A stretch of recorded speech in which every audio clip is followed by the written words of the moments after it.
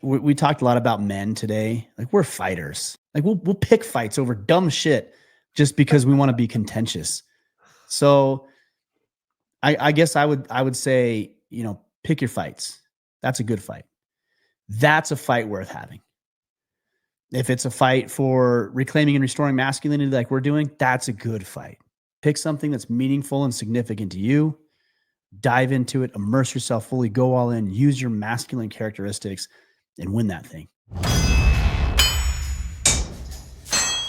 Leaders are not born in a womb. They are forged through heat, pressure, and a whole lot of sweat. The Fire Forged Leader podcast serves the audience through exploring leadership at work, in the community, and with the family, using a practical perspective and real-life experiences from the host, Steve Baumgartner, and his guests in The Forge. Now, it's time to enter the Forge with the Fire Forged Leader.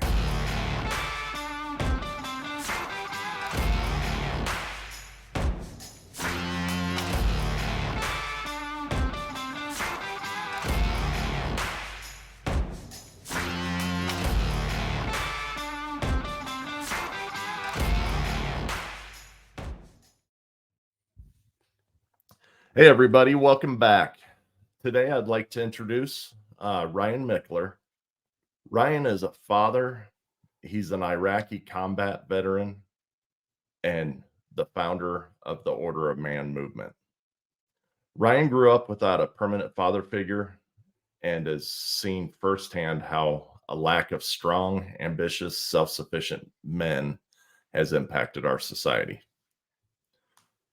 He believes that most of the world's complicated problems could be solved if men everywhere learned how to be better husbands, fathers, businessmen, and community leaders.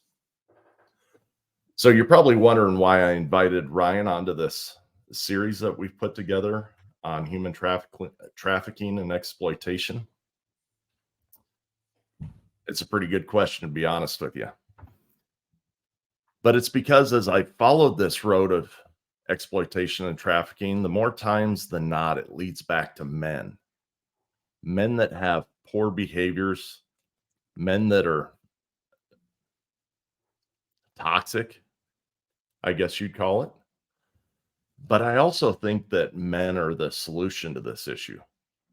I don't think that men are the problem. I think that men lacking in their lives is the problem.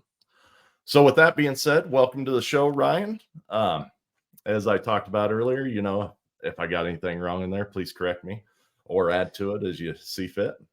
No, you did good, man. I appreciate the invite. And you and I have been friends for some time, so I'm honored to join. And hopefully I have something to add to the conversation. We'll see. To be determined. I think you'll have a lot to add. Just for everybody's information out there listening, I have been part of Ryan's movement here for about 3 years. And it's made a tremendous amount of difference in my life.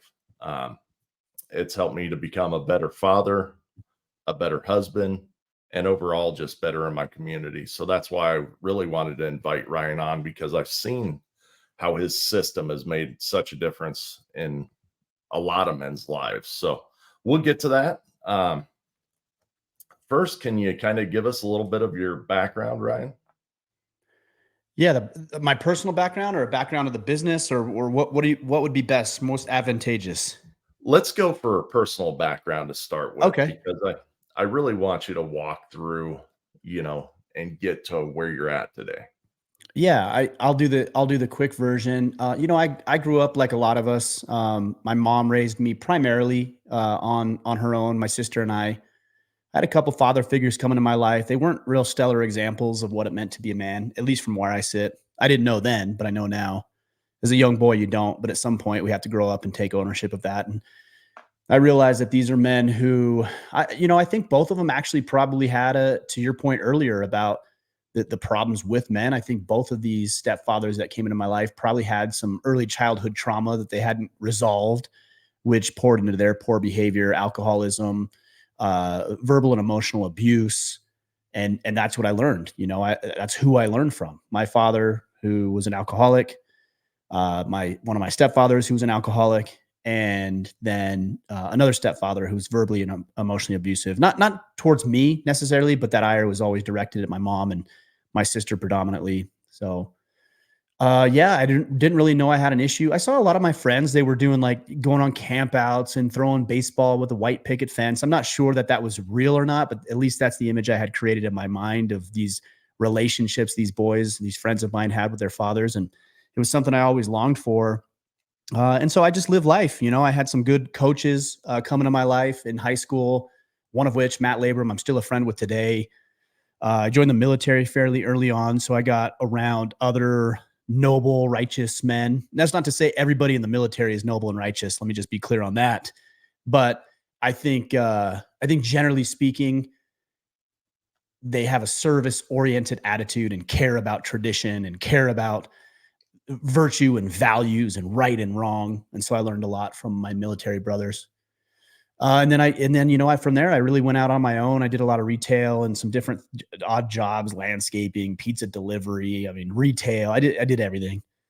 And I started, and I ended up, long story short, starting a financial planning practice, and really enjoyed the value of helping people with something that I was good at, but also that they needed. And I can see how, for the first time, really, that my life or my knowledge or information enriched their lives. And that was really powerful. And I started a little podcast called Wealth Anatomy, where we taught medical professionals mostly how to deal with their finances. And I realized very, very quickly that I love the medium of podcasting, but I didn't want to continue to have the conversation about money and wealth building. Important for sure. And something I value today still. I was just tired of it. So I decided that I'll continue to run my financial planning practice, but I'm going to start a different podcast, one that would benefit me. And that was really talking with men that I aspired to be like, guys that I looked up to, guys that were a success in certain aspects of their lives. And so I started this podcast called Order of Man. And I started it in early 2015. And I think the first episode that I released did more downloads than all of the episodes with the financial planning stuff combined. And so I realized very quickly that we were onto something. And so I started to double down and put some effort into it. And I was putting in an hour to 2 hours every morning. And then I'd go to my financial planning career and job and business. I'd come home, I'd eat dinner with the family, play with the kids a little bit, put them to bed, and then go to work for another hour to 2. And my ex-wife now, she came to me at the time and she said, "Hey, I love that you're doing this, but like you're kind of detracting from family household income," which was definitely true, because those 2 hours in the morning and 2 hours at night were gradually seeping into my daily activities because I enjoyed it so much. And she said, "You either probably ought to find a way to make some money doing this or stop doing it." And I wasn't going to. She is to this day. She is, despite our differences, she is. And I agreed, and I thought to myself, I'm not going to quit. If anything, I'm doubling down on this. And so I started to figure out a way to generate some revenue from this little project. And when I did that, is a lot like throwing gasoline on the fire. When I started to put my full weight behind it, make a little money, give myself a little more time to focus on it rather than having to do the financial planning stuff. And I ended up selling, long story short, again, I ended up selling my financial planning practice about a year into it, and went full bore into this thing. And I mean, you're a part of our story. You're here and you recognize and see the value. And not only that, you've been promoted to a team leader in our Iron Council and battle team leader mentor now. And it's like, it's pretty cool when I see a guy like you who comes into this, has no idea what we're doing. And in many ways, guys who are better than me, I'm like, I don't know why this guy follows me. I need to follow this guy, And anyways, I'm glad to have you part of the movement and excited about not only what we've done, but what we have yet to have done. I appreciate that, Ryan. So one question that I got, just pulling out of that is, you said that you wanted to start something that would benefit you, and it needed to be this sphere of people that you aspired to be. What was driving you towards that? I think what was driving me towards wanting to start something that would serve me, especially in the realm of masculinity and manhood, is And I get this question a lot, or the sentiment a lot, is that guys, there's so many men, millions and millions of men, literally, who have grown up in households without fathers. And they might be 30, 35, 40 years old, and they don't feel like men. And I know I've had that feeling. Like I'm a 35-year-old man at the time. I'm 42 now, but 35, 30-year-old man, and I don't feel like a man. Like I'm of age of a man, but I don't feel like a man. What in the world is going on? And I've got this question so often. It's like I didn't grow up with a dad. Like, what? How do I become a man? I'm like, man, you're 40 years old. You still don't feel like a man? I'm like, well, I get it because I was there too. So I think the solutions that we can create in life are the ones that we're directly tied to or affected by. You know, you're talking about sex trafficking, for example. I would argue and make the case for, and I don't have any data to support this necessarily, but just instinctively, I feel like this would be the case, is that those individuals who were affected directly or indirectly most by human and sex trafficking are the ones who are going to make the greatest difference. Right? It's the young men, it's the young women who were either victims of it or saw people they were close to who were victims of it, who decide to tackle that problem and make that problem their priority. And if more people did that rather than chasing a paycheck, chasing around something that is insignificant and meaningless in the grand scheme of things, our world would be completely different. And not only that, those individuals would be significantly more fulfilled. Agreed. Financial planning wasn't an issue for me. It was something I liked, something I could find value in and joy in and purpose and meaning in, but it wasn't like connected to my soul. But discovering and unpacking and articulating and creating something that I'm not going to say I'm a victim of, but I had an experience with is what is the fuel. It's like the core, burning core of my soul that stirs me to create something that would solve my own problems, which is a feeling of inadequacy as a man. And all I did is say, hey guys, like this is how I'm feeling. This is what I'm dealing with. Here's what I'm doing to solve it. I'm not saying it's the answer. I'm saying it's an answer, but let's come over. Let's do this together. We'll all do this together. And I think that's the reason we've had so much success, because it's not the Ryan Michler show. It's you and I. I think what I uncovered and realized is that for me, the biggest impact we can make is through the trials and difficulties and challenges and hardships that we personally have to overcome. And you know, the money thing was great. It was fine. It was wonderful. I was helping people retire and all of that. But it wasn't until I figured out a problem I was personally dealing with that I really discovered and unpacked my calling. And you know, I think the other benefit of this, and this is really, really important, is that this is not the Ryan Michler show. It's not me, come follow me, like my way or the highway. My way is the best. I mean, you and I have had discussions where I think I'm right and you think you're right, and they're at odds with each other. I'm like, well, let's hear what you have to say. Like, maybe you're right. Maybe I haven't seen what you see. Maybe you haven't seen what I see. So let's work through a solution, but let's be both humble enough to come up with and create a solution that's going to serve more of the men that we're both working to serve. And so this is not my show. This is our show. You and I, the guys in the Iron Council, the guys who are listening to the podcast, the guys who are doing the work. And I feel like if we can all learn from each other, I'm a little bit further ahead, quite honestly, than you are in some aspects of my life. You're a little further ahead than me in some aspects of life. So I should serve you and you should serve me. And together we're better than we are individually. And that's what this movement is all about. Agreed. So the biggest thing that I took away there was, you know, the mention that you made of the people within the movement that make the biggest impact. And I want to tell you about the 4 people that we've already heard from on the show.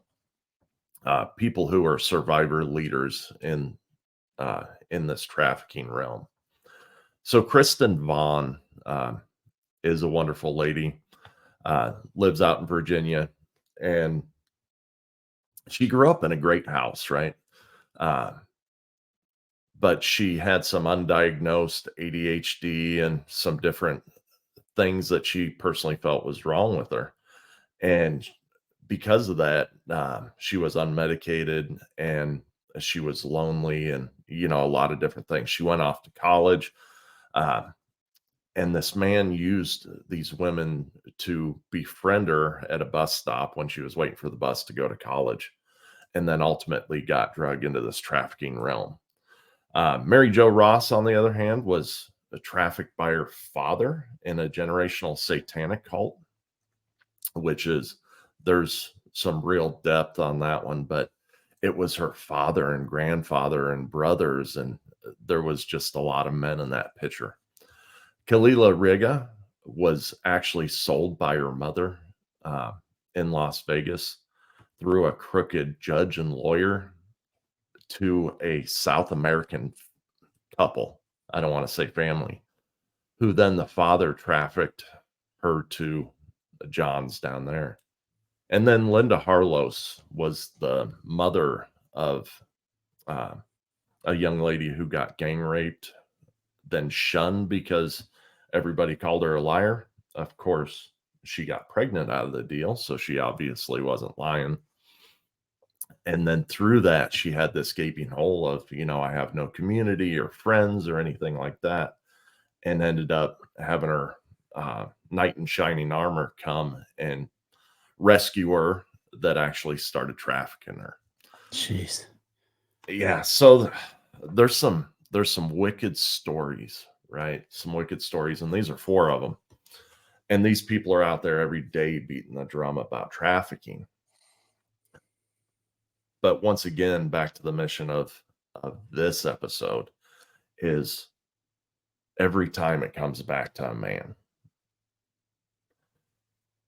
And I guess I want to leverage your experience because you've seen thousands of men come into the Iron Council and go out and change their lives. Some of them drop out and don't change their lives. But what are some of the common threads that, people might not go to this extent, men might not go to this extent, but they do have some behaviors that could lead to this if left unchecked throughout their lives.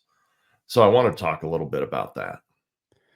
Yeah, I cringe a little bit when you say it always comes back to a man. I mean, I don't think you're wrong. I mean, we could just look at the evidence, the data. I mean, the data supports that, right? You're not wrong. But I think the conclusions that we come to, we need to be very careful with. Because what ends up happening, and I've seen this in society, is like, well, all the bad shit that happens in life is because of men. Well, what percentage of good stuff that happens in life is because of men? Like what societies have been built, what problems have been eradicated, what challenges have been solved because of men. That's not to say women can't. Just let's look at it. Let's look at it. Let's look at the inventions. Let's look at the data. Let's look at the growth. Let's look at the medical advancements. Let's look at exploration, whether it's exploration on this planet or even space exploration. That's at the hands of men. So is that the problem then? No, I don't think it's the problem. And so I think we need to be very careful of diagnosing something and then coming up with the wrong prescription of something. Like we can diagnose it and say, well, here's the issue. Like we can see, like, here's the issue. So men are the problem. Well, is it that men are the problem? No, it's not. Men are not the problem. A lack of men is the problem. And so I think it's really important that we talk about nomenclature. We talk about verbiage and words that we're using, because everybody has a different word for things. If I say gender, for example, half the population will say male or female. The other half will say, well, it's a spectrum. Okay, then it's important that we define what we mean by gender before we start having a discussion. Otherwise, we're both speaking different languages and we're never going to come to some sort of consensus on this thing. So if it's okay, I'll give you some verbiage that I use. Well, not even verbiage, definitions I use, because I think this is important. Of course. All right. So masculinity. You use the word toxic. I don't use that word ever in front of masculinity. But I also don't say virtuous masculinity, because neither exist. Toxic masculinity doesn't exist. Virtuous masculinity doesn't exist. Masculinity is amoral. Look at the definition. Go Google that right now. Definition of masculinity. Unless it's some new age definition, what it's likely going to say is something along these lines. A set of characteristics and behaviors we generally attribute to males based on biological makeup.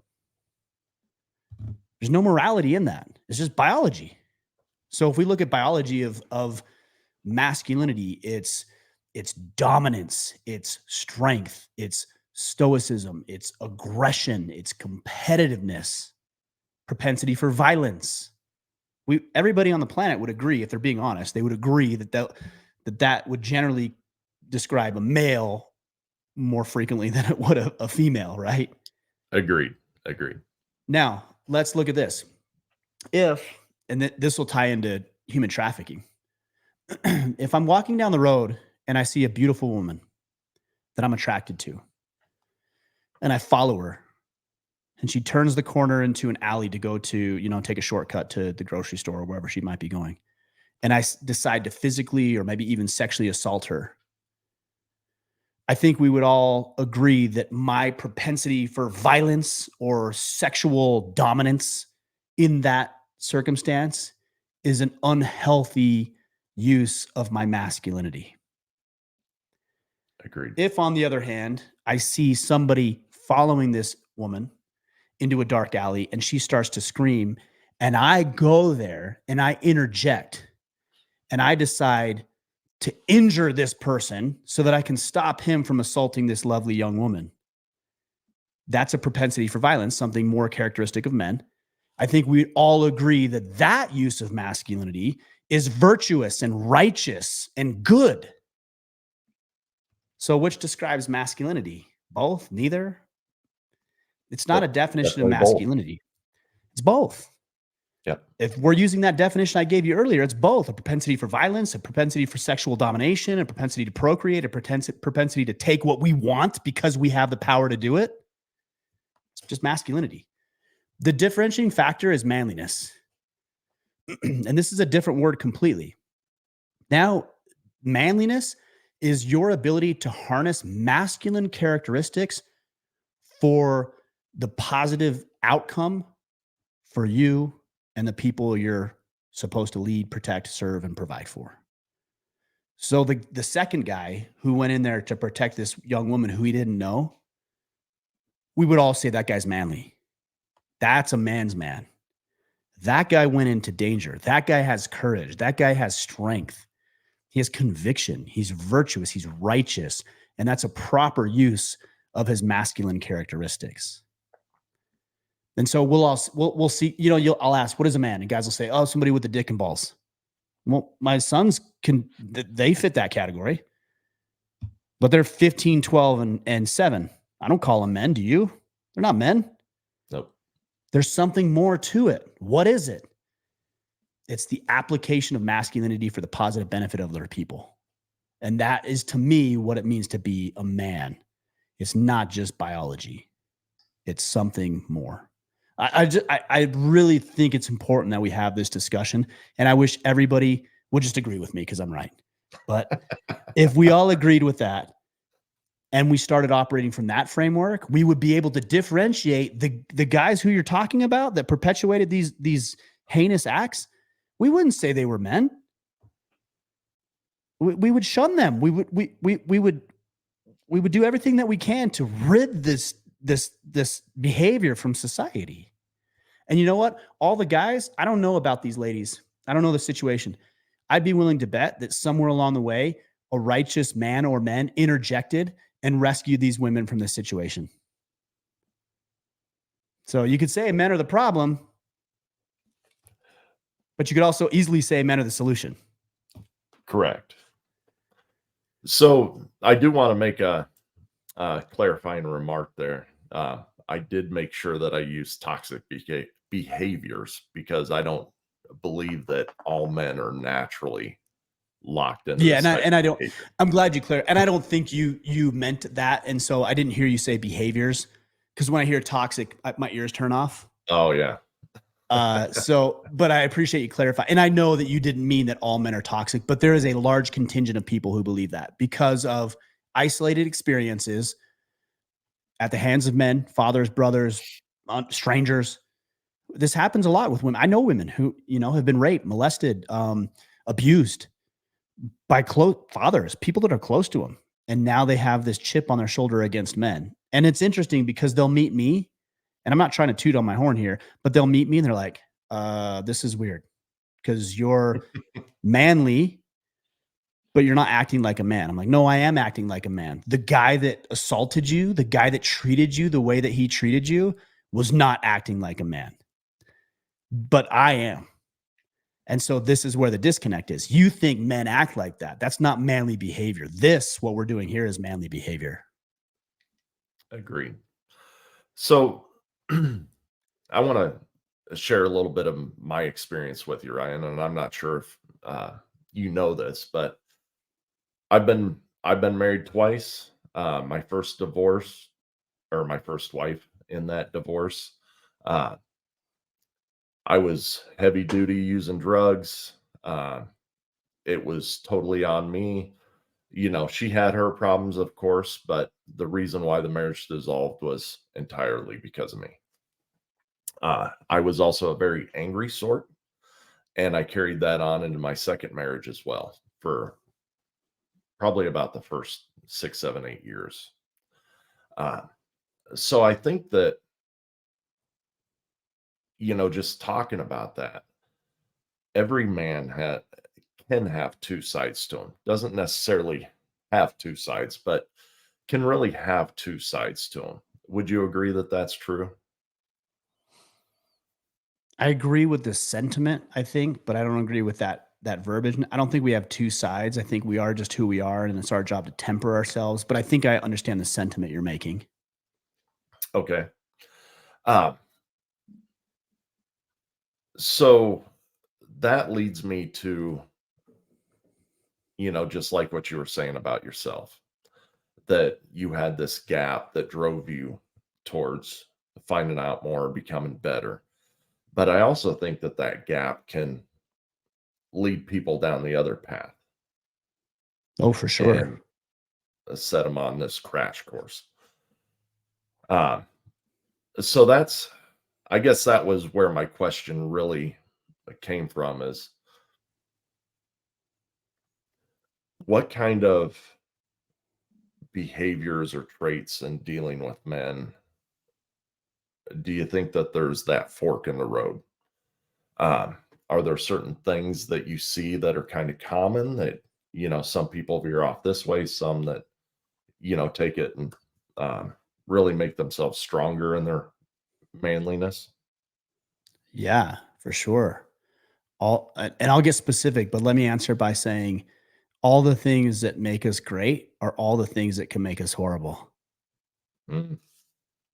My propensity for dominance in an unhealthy way could really victimize other people. My desire to be competitive could really mean that in order to win, I would go against my better nature and rob and steal and steal and lie to accomplish what I'm after. My propensity to, even be attracted to women, to find a woman that I love and have sex with her because we want to connect and I want to procreate, to an unhealthy extreme could be violating a woman sexually against her will. So when you say, what are the characteristics, all the things that we love about men and that are good for society are all the things that we need to be careful of. And what does that take? Here's the differentiating factor to answer your question. Other men.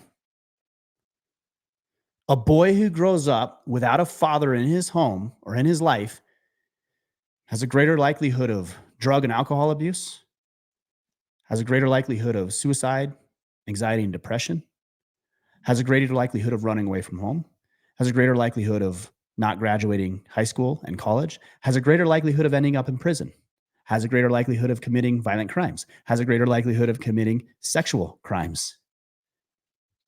It's in the numbers. The data's all there. Is it men? No, it's I told you this already. It's the lack of men. If a young boy does not have a healthy male role model in his life, he's more likely to take his natural inclinations of violence, competitiveness, dominance, stoicism, sexual aggression, competitiveness, and go down a very unhealthy path and victimize other people because he doesn't know how to harness and wield the power that he has. But if I take my sons and I say to him, let's say I don't want to get too personal. Let me think about this a little bit because they're my sons. I don't need to get personal with you guys. I'll just say it generally. If one of my sons has a propensity for one of those behaviors I just shared with you, then it's my job to show him how to express that in a healthy way. And if I can't show him how to express that in a healthy way, then he'll just take it at the most immature level that he possibly can, which is just to act out on it. So we need healthy male role models in society. And this is going to rub a lot of the women who are listening to this the wrong way. But if they're being honest, they'll hear what I'm trying to say, even though I might fall short in my delivery. You can't do it by yourself, ladies. You can't. You can't do it. You can't make a boy a man. You can raise him to be a good, fine young person. You can raise him to be virtuous. You can raise him to say please and thank you. And you can raise him to open doors, and you can raise him to work hard. You can do all those things. You don't know how to temper his violence. You don't know how to temper his rage. You don't know how to temper his sexual fantasies or aggression. You don't know. You're not a man. So to the single mothers who are listening, and I know this rubs people the wrong way, but they need to hear this. If you're a single mother, do what you can to raise a fine human being, but you better get other righteous men involved in that son's life or he's doomed. I'm telling you right now, he is doomed unless you can get him around other men. I think the inverse of that would be true as well, right? I mean, we could be single fathers raising daughters and produce a fine young woman, but there's things that we don't know either, right? Of course. I mean, of course. I would have to go look at biology books to learn about menstruation, right? And the things that they go through and all that. But I think the difference there, though, is the potential threat. An unchecked woman is significantly less dangerous than an unchecked man. Well, I mean, right? I would agree, yeah. So if I have a daughter, I have 3 sons and a daughter. If I have a daughter, and fortunately she has a lovely mother in her life who loves her and is very feminine and teaches her how to be a beautiful woman. But if that wasn't the case and it was just me, I don't know how to do that. Like, that's not my language. But if I failed in that department, and I certainly would, the risk of her hurting or victimizing somebody else is significantly less than if a woman didn't have a healthy man in her son's life. And I think that's the differentiating factor. I think that's a good factor too. And something that I mean to research after this is to look at the predators out there and see how many of them grew up without a father. Women too, by the way. You know, and again, look at this, and I'd be curious to see what you find, but I'd be willing to bet that women who are involved in sex crimes, human trafficking, these sort of things, I'd be willing to bet that they didn't have a healthy male role model in their lives early on in their childhood. In fact, I'd be willing to bet that the majority of them were victimized by unhealthy men. Yeah, I would tend to agree with you. I don't know for sure, but let's look at it and figure out that's the case. Yeah, agreed. So there's a lot in there, right? But one thing that I know that we both are passionate about, and I think this proves it for young men, is we both have our sons involved in jiu-jitsu. That is the the perfect thing, right? Because it teaches our sons how to control that anger in tense situations. Uh, those are the kind of things that my wife just simply does not understand. Uh, And she that's goes and okay. she supports it. Go ahead. I'm sorry, right? No, I was just saying, and that's okay. Like she doesn't need to understand it. I don't understand about women sometimes. And we always say, I don't understand women. Right. You're not supposed to. Because if you understood them, then you wouldn't need them. And women will say the same thing about men. I don't understand men. Right. How could you? You're not a man. You're not supposed to. You're just supposed to find a good one and then have some faith and love towards each other and know that each of you are bringing something to the table that the other one can't. Well, it's just like artwork, right? I mean, when we go to an art gallery, we find something beautiful. It's because it's something that we don't have in our life today. Or That's look why at we that get there. painting over your shoulder. We talked a little bit about that painting. I can't see it very well. I'm going blind maybe, but I see some dark on the bottom and I see some dark on top. And you know what I see? I see either a sunrise or a sunset. And it's where is that color? That color is against the dark of the sea and dark of the clouds. And that's where our eyes are drawn to that light. Right. Why? Because we need the contrast. Without the contrast, that's a muted out painting. Nobody cares about that painting. It's meaningless. It's insignificant, but we only love it because of the contrast. Exactly. Exactly. You could be a marriage therapist as well. Look at you. I mean, I recently went through a divorce. I don't know if I can be a marriage therapist, but I can certainly tell guys what not to do. Well, sometimes that's just as important, right?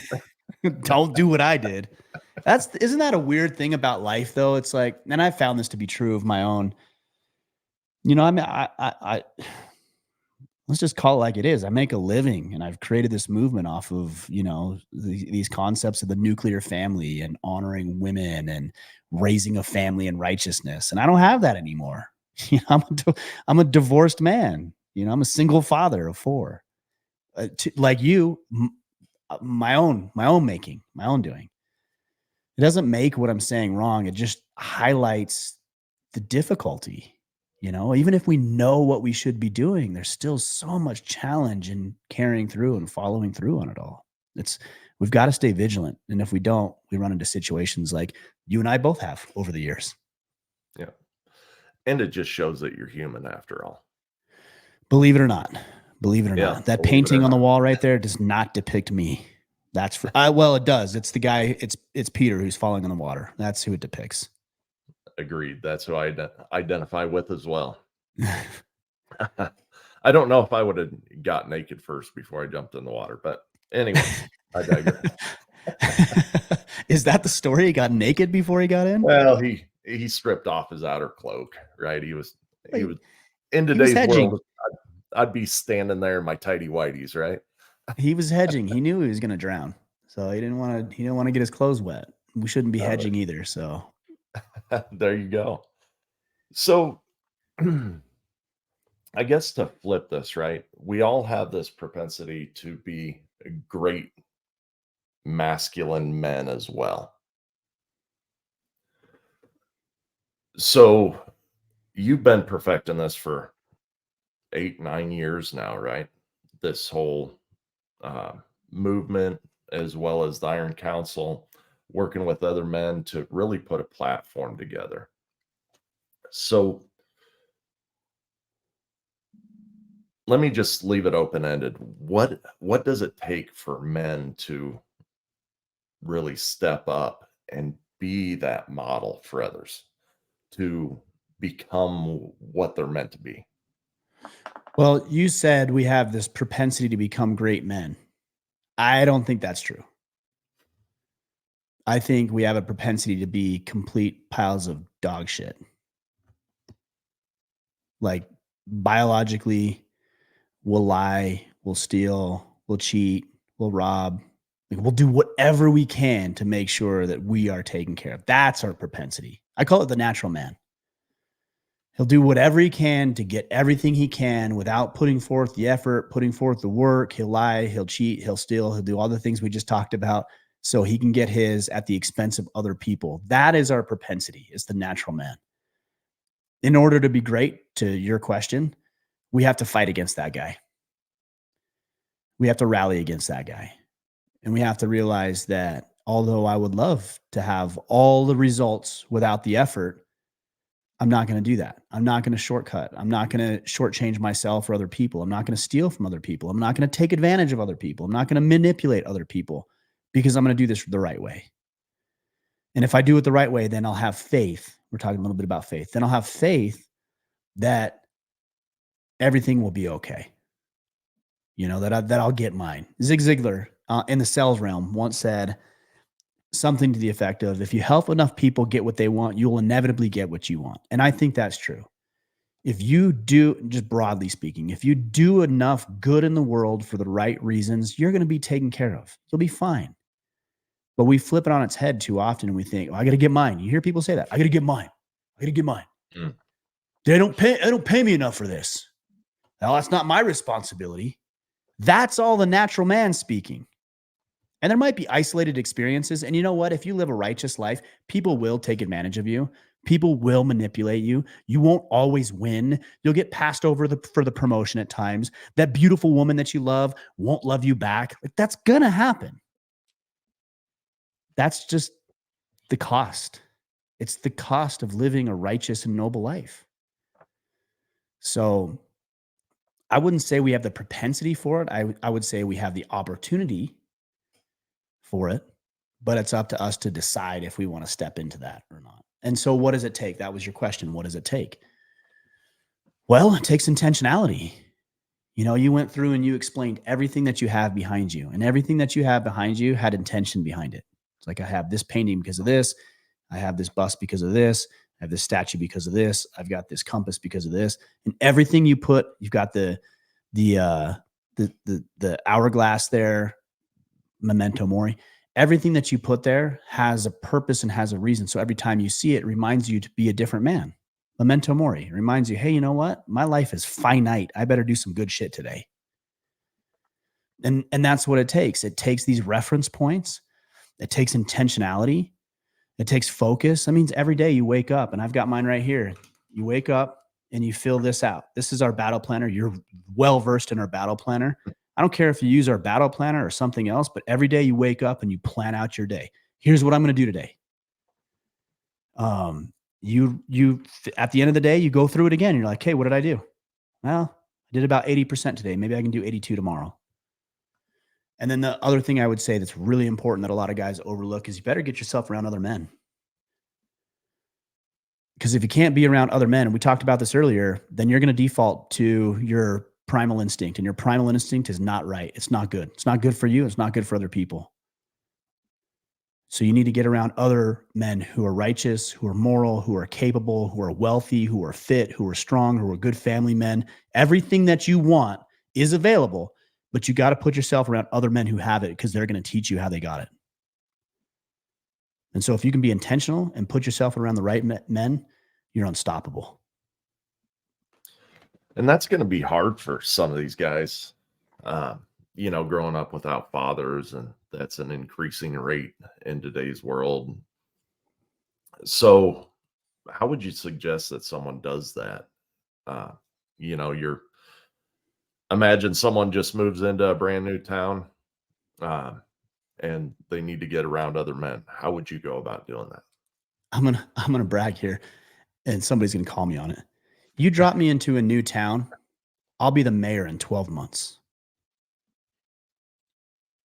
And look, I'm not saying that like to brag. I'm saying that's possible. That's completely possible. But you have to do the right things, right? So what are the right things? Man, you just got to go where the movers and shakers are. Let me ask you, if you want to be fit, where do the fit people congregate? Definitely the gym. The gym. Everybody knows that. If you want to be a successful business owner, where do business owners congregate? Chamber of Commerce. Right. Chamber, Rotary, other events. Right? If you want to be a righteous father and husband, where are the righteous fathers and husbands? A lot of times in the church. They're at church. Like, is anybody surprised at where all the good guys are? No, we all know where they are. Well, I don't want to go to church. Then don't complain to me about being a good, righteous father and husband. Well, you don't need to go to church to do that. I agree, you don't, but the likelihood of you becoming a righteous father and husband are better if you do. Well, I want to get fit. Go to the gym. Well, I don't like the gym because gym bros. Okay, then don't complain to me about wanting to get fit. Well, I can do it a different way. Good luck, because you've been saying that for 20 years and you still are fat and out of shape. Just go where the other people that you want to be are. They're already congregating. Just go and insert yourself into the environment, insert yourself into the situation. And even if you don't want to be vocal with other people there, at least pick it up through osmosis, at least observe, do what they do. You might not even believe it works. Try it. And I guarantee if you do enough of what they're doing, you're going to produce similar results in your life. This isn't hard. Well, it isn't complicated. It means you have to exert yourself. It means that you have to get up and you have to go to the gym before work. It means that on your lunch break, you're not going to go dink around and play around on TikTok, that you actually have to go to the chamber meeting and introduce yourself to people. It means that on Sunday, instead of watching that football game you really want to watch, you got to go to church and spend an hour at church talking and fellowship. If you're not willing to do that, that's okay. Like, it's okay if you don't want to go to church, but don't tell me you want what church people have if you're not willing to do it. Don't tell me you want what gym people have if you're not willing to go to the gym. Just be honest. I don't want to do that. Okay. It's the ones who say, I do want that. And then you tell them what to do. And they're like, nah. Okay, then you don't want it. And that's okay. But be honest with yourself. That's the only way for improvement. Right. So I would argue a little bit of what you said on the pick it up by osmosis. I think the natural man's going to come back up and kick you right square in the ass if you don't become part of that community. You know, Agreed. we always Yeah. get set in our heads, you know, well, nobody came up and talked to me, or Good point. know, Good all point. that kind of stuff. Yeah, agreed. I agree with that. That's a good point. So I would encourage everybody, you know, all the men listening, that if you go to the gym, go up and ask someone about their squats, right? I mean, do People make whatever. it weird. They make it so it's not even weird. If you're at the gym and I see you squatting, I'm like, I don't know, that guy looks like he knows what he's doing. I'm going to go up to you and I'm like, hey man, like, I've been out of shape for 20 years and I really want to get stronger. And you kind of look like you know what you're doing. I was thinking about doing some squats today. Do you have any pointers? You would be ecstatic to share your pointers with me. You make it weird. It doesn't have to be weird. Yeah. I mean, you just validated me is what you did. Totally. And I Right? gave you the opportunity to serve, which is what you want to do as a man. You want to serve. And somebody just came up to you and gave you the opportunity to talk about yourself. Damn. I wish I had that every minute of every day. And you just created that environment for somebody. So another thing, you know, we talked about how we have the opportunity to be good, but we have the propensity to be a lazy piece of crap, right? Mm-hmm. I've always, you know, I'm a man of faith. Everything behind me speaks to that. I've always thought that our path to heaven really is by fighting those urges or that natural man, right? That is our, I don't want to say our ticket to heaven or anything else, but from a spiritual sense, that is our cross to bear, if that makes sense. Do you have any thoughts along that line from a spiritual sense? I don't know, man. I got to be honest. Like, I really wrestle with my spirituality at times. Like, I believe in God, and I believe in Christ, and I believe all the things that we've heard. And yet at the same time, I still have such a hard time with it. A lot of the times my spirituality comes back to just do what is right. And people say, well, what is right? We all know it's right. Like, you know, I don't need to explain it to you. Everybody knows. And if you're asking that question, you're lying to yourself. Like, you know, Yeah, there's things that muddy the water. You know, there's upbringing and there's cultural differences and there's experiences that might make, but everybody knows what's right. We all have a conscience for sure. Right. I mean, that's a God-given gift, right? Um, yeah, so I struggle with that at times. Like, can you reframe your question maybe and I can give you a better answer, or I It don't was I hard don't the quite first know. time. Yeah, I don't quite know how to answer it, because I do struggle with that, and that's something I want to be really honest about. Like, I try to do good and I try to do right, and sometimes at night I pray and I'm like, why am I doing this? This is dumb, and I wish I wish I could tell you I've got the best faith. I don't, that's something I wrestle with. I think right there, what you just said is exactly what I'm talking about. I think when you struggle with things and fight against them, right? Continue to challenge yourself against those hard things. That's when we become closer to God.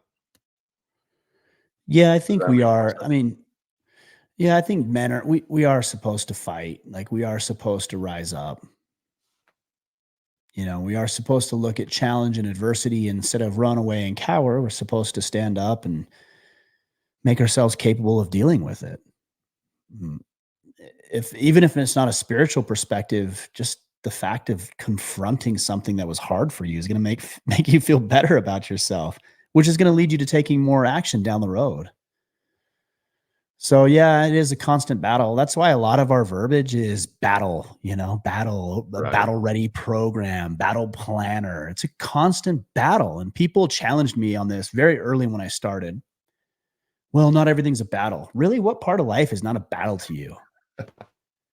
Like getting out of bed. I don't want to get out of bed. I was comfortable this morning. Like, it was warm, it was cozy. Mhm. I'm like, no, gotta get up. Gotta go work. Gotta go on a hike this morning. Checking emails. I'm like, I don't want to check emails. I want to go out. Like, it's a beautiful day. I want to go outside and walk around and play and swim or whatever. Nope. Got to check emails because you got work to do. You got people relying upon you. You've got offers and things you got to follow up on. So let's go.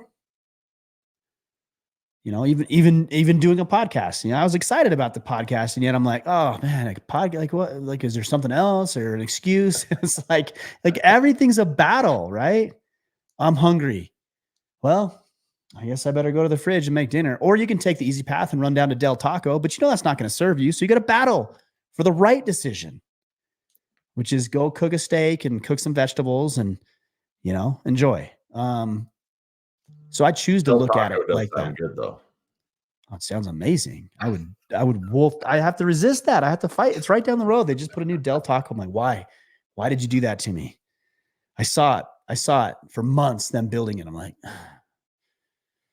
just one more temptation I got to fight against. But I think I'm going to win that battle because it's attached. And I mean, that's maybe a good point. It's attached to something meaningful and significant, more meaningful than the burrito I could eat right now. And I think that's something that religion and spirituality do. A lot of guys will say, well, I find I'm closest to God on the mountain. Okay. Like, cute. I don't know if it's true. Maybe you do feel that way. Maybe you don't. Maybe you're just using that as an excuse not to watch or not to go to church.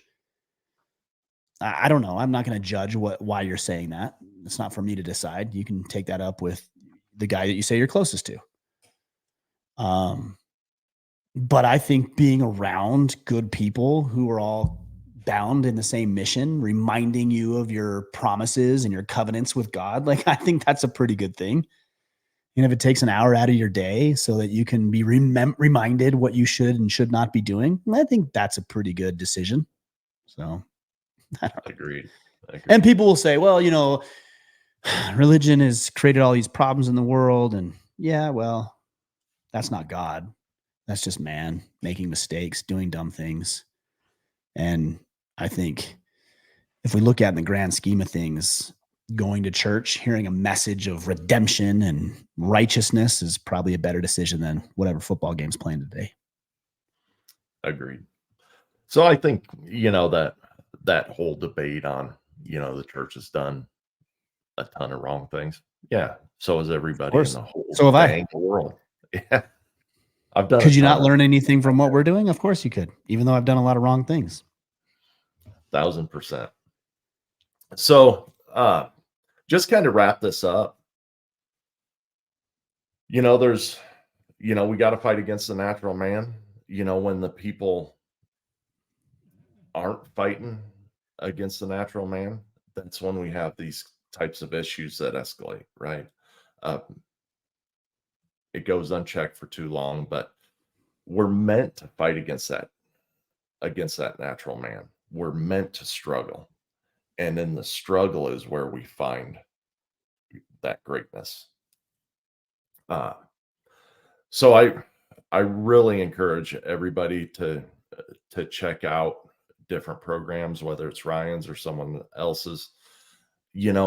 Become aware of what battles you need to take on. Become aware of them. Become very intentional, and ultimately go out there and start marching in the right direction, like grabbing that steak rather than Del Taco. So Ryan, where can everybody catch you at? If you go to orderofman.com, that's our headquarters. So you can learn more. Look, you even put the thing up there. Well done. Right as I said it too. Or is it like something that's built into it? It is built in. Oh man, that's impressive. I like that. So yeah, orderman.com. You can check out Instagram's where I'm most active at Ryan Michler. So you can check that out. Or you can email me, ryan@orderofman.com. And I'm pretty responsive, so I'd love to get back with you. But yeah, if you want to learn more about what we're doing, just check out Instagram, Ryan Michler, or orderofman.com, and you'll find everything that we're doing. Awesome. Any parting statements? I think we gave people a lot to chew on. I agree. I just like the concept of fighting. Like we talked a lot about men today. Like we're fighters. We want to fight. Like we'll pick fights over dumb shit just because we want to be contentious. So I guess I would say, pick your fights. Not as in don't have fights. You should have fights. Pick your fights, pick your battles, choose which ones are important to you. If it's human and sex trafficking, that's the fight. That's a good fight. That's a fight worth having. If it's a fight for reclaiming and restoring masculinity like we're doing, that's a good fight. If it's a fight over who's going to win Green Bay or the Packers, that's not a good fight. It's irrelevant in the grand scheme of things. Pick something that's meaningful and significant to you. Dive into it, immerse yourself fully, go all in, use your masculine characteristics and win that thing. And enlist other men. I would say that as well. Enlist, not even men, just enlist other people in your fight. You're going to need people in your corner. So enlist them in that battle.